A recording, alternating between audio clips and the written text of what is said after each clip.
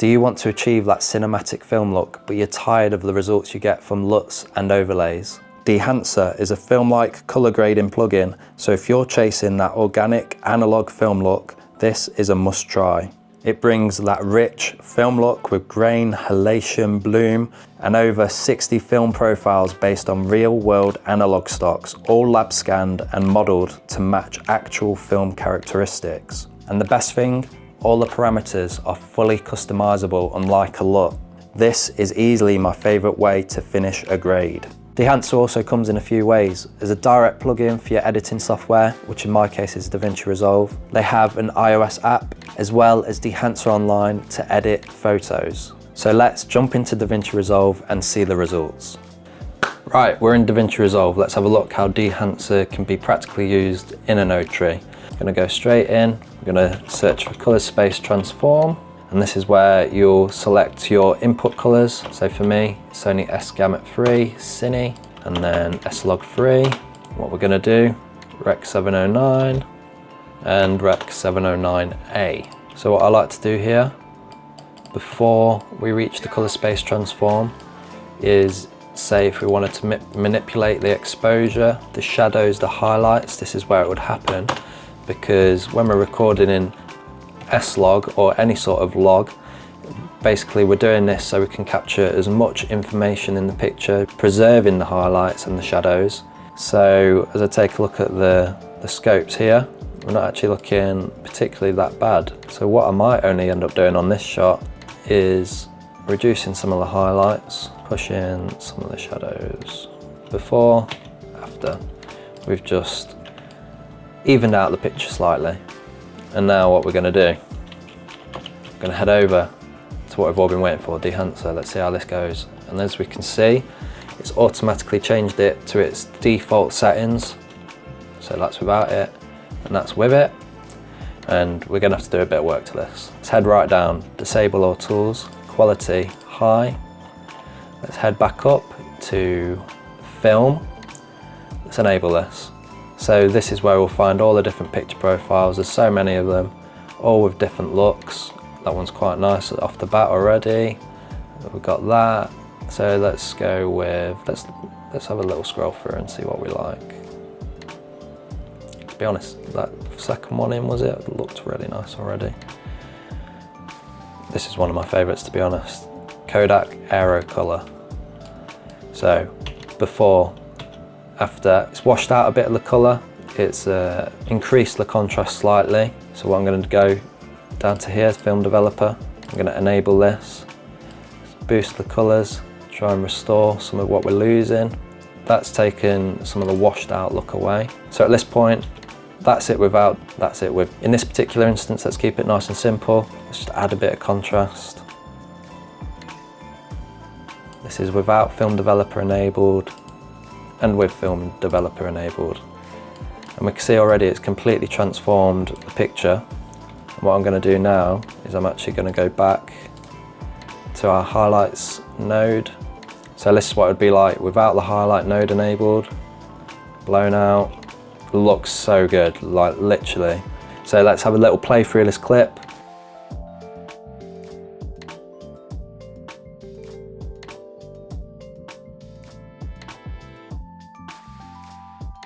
It has completely transformed the image. So that's one example. Let's try a different scenario. So for this example, we've got the film profile. What we're going to do now is add a parallel node and start to use some of the other parameters within Dehancer.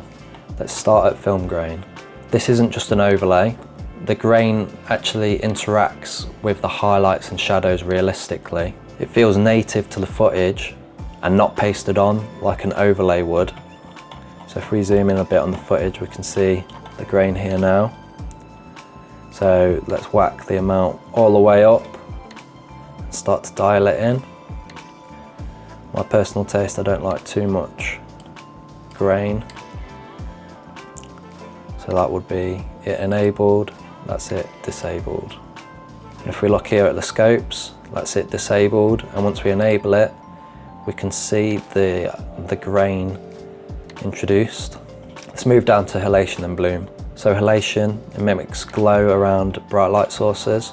Let's Let's have a look at this. Let's turn it on. Let's amplify it all the way up. Oh, that's it with it off. That's it with it on. Off. On. If we look down here in the corner, we can see it's starting to kick in. Let's move down to bloom. And what bloom does, it softens highlights for a dreamy filmic glow. So let's amplify this a bit. So that's it on 100. That's it disabled. If we look at some of the characteristics of the face, enabled, disabled. So we can see it softens the image a bit. Let's move down to film damage and film breath. So if you want an old school jitter or exposure flicker, that's where film damage and film breath would come in. Subtle but very nostalgic. Let's enable this. So let's take a look at this example with all the different variables added.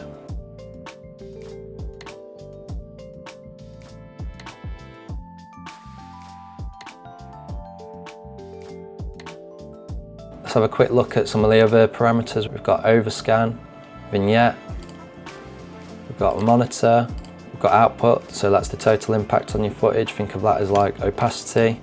Got a LUT generator. This might be a nice little way to reduce GPU and get a feel for your look before creating the final grade. Up here we've looked at film developer, we've got film compression, we've got expand and print.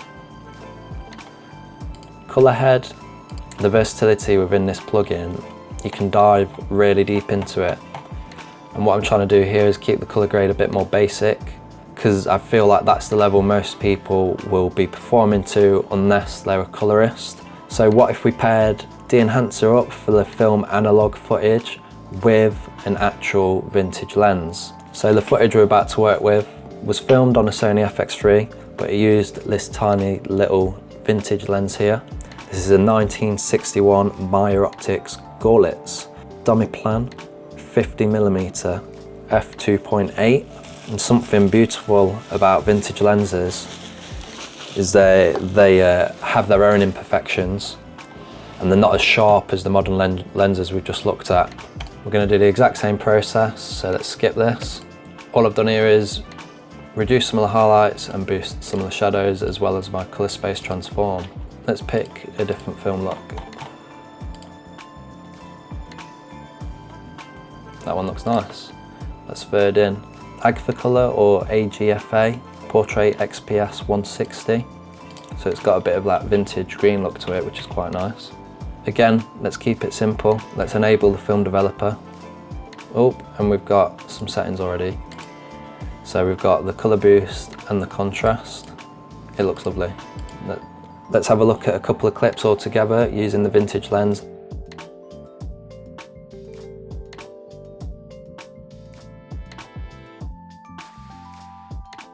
We've headed over to Dehancer Online. So let's take a look at what we can create here.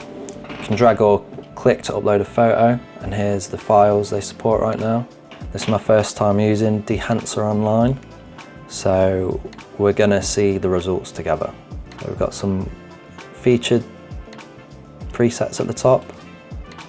Looks like we've got colour films, which is more their profiles, and then black and white films. So for this particular picture, I'm probably going to look out for something that accentuates my dog's fur colour. So it might be this one down here. It's loading. Right, so off the bat, that's the original. What have we got up here? We've got crop, original, fit, fill, adjustments. So we've got exposure, contrast, temperature, tint, colour boost. Let's maybe chuck a bit of colour boost onto this.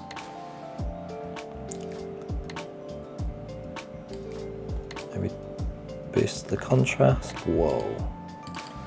Double click to reset. Maybe a bit more on the exposure. Slightly. Effects, what have we got? Grain, bloom, halation, vignette exposure, and then vignette. So let's turn the grain, bloom, halation off. Let's add in halation. Let's add in bloom. Finally, let's add in the grain. and that's too much grain for my liking. Let's reduce it. So far that's looking really nice. All within a few clicks and a couple of minutes. So now we've had a little walkthrough of Dehancer. What are some of the pros? It produces a real analog film feel, not just a look. Massive control over every parameter, unlike a LUT, and without having to paste any overlays onto your footage. Dehancer Online is a quick and easy way to edit photos for that vintage look. And also the availability as an app on iOS, even though unfortunately I couldn't test this because I'm on Android. It's pretty easy to see these guys hold a very high standard, so I imagine it's going to be just as good as the rest. So what are some of the cons? It's GPU heavy, especially when we start to add some of the parameters like halation and bloom. It's actually stated in the user manual. If you want to use any pre-effects such as noise reduction, you're going to want to do that on the clip natively, export it and re-import it into your editing software, and then make the adjustments with Dehancer. Another con is the slight learning curve, especially for those of you who are used to using LUTs. But this isn't necessarily all a bad thing, as it will push you to learn something new and improve your skill set, especially with color grading.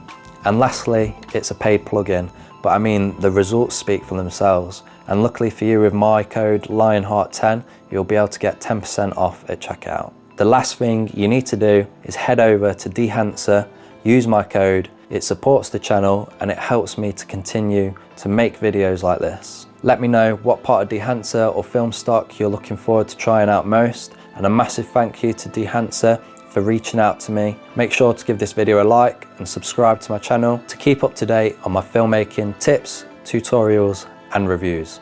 I'll see you in the next one.